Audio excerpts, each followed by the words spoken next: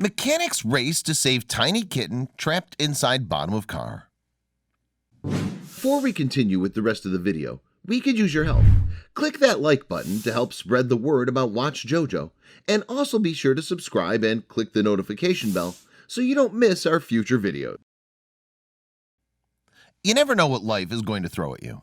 When the mechanics at the Midas in Frankfurt showed up to work one morning, they probably didn't imagine they'd end up performing an animal rescue.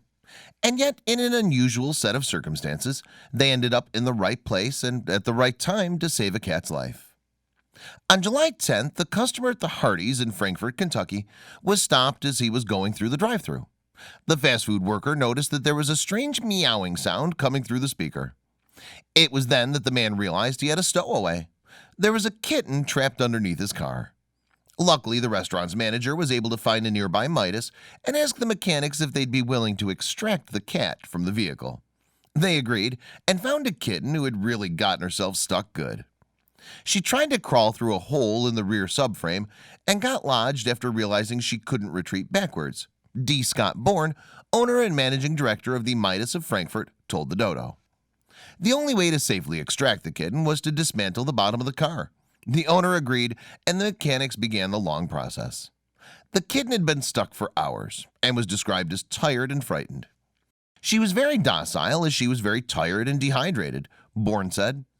It was 90+ degrees outside, and hard telling how hot it was under the vehicle. If the kitten was worn out, so were the mechanics, who went through an hour-long process carefully dismantling the auto parts.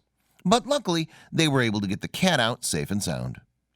After an hour of rear subframe removal, a Lexington fireman, my lead tech, and myself had some soap, sweat, and prayers, were able to extract the kitten from the clutches of a rear subframe on a 2000 Honda Accord, Bourne wrote in a Facebook post.